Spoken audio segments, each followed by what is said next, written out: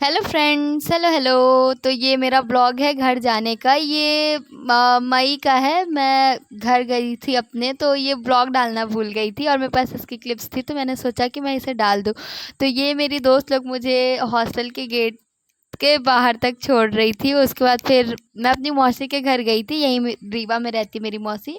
फिर वहाँ से मेरे भैया मेरे को लेने आए थे, फिर मैं भैया के साथ गई थी घर। और यार मैं निकली तो शाम को थी। ये मौसम ऐसा दिख रहा है ना, बट मतलब ऐसा दिख रहा है व्यू।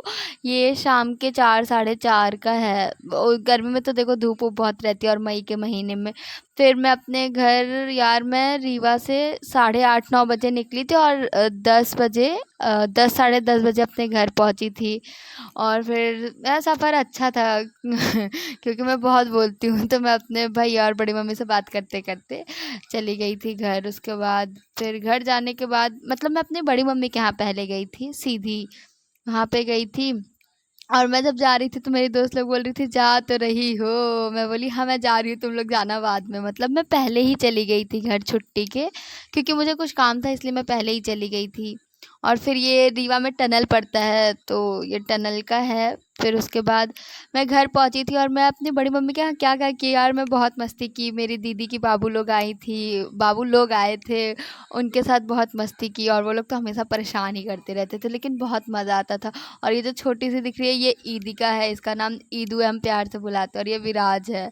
ये विराज जितना शांत दिखता है ना उतना है नहीं। और ये मैं बाबू लोग के लिए नाश्ता बना रही थी।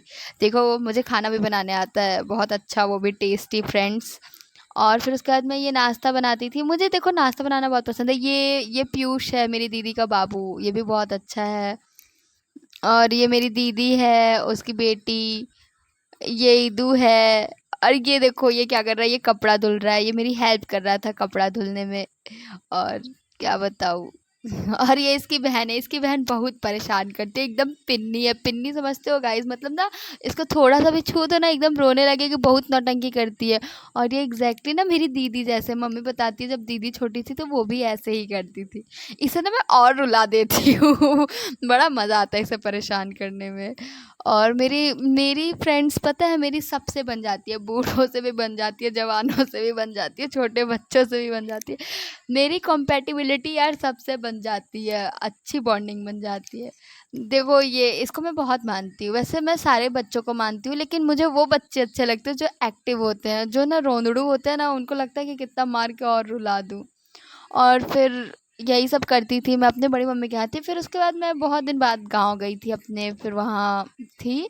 फिर यार हमारा अचानक से मैसेज आ गया कि हमें क्लिनिकल्स में हमारी ड्यूटी लगी है, तो फिर फटाफट रैप अप करके हम लोग अपने हॉस्टल आ गए थे।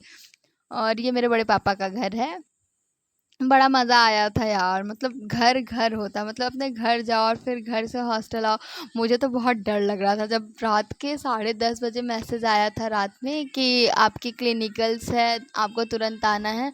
मैं तो यार मेरा तो भूख प्यास ही मर गया था। मैं बोली कि क्या करूं।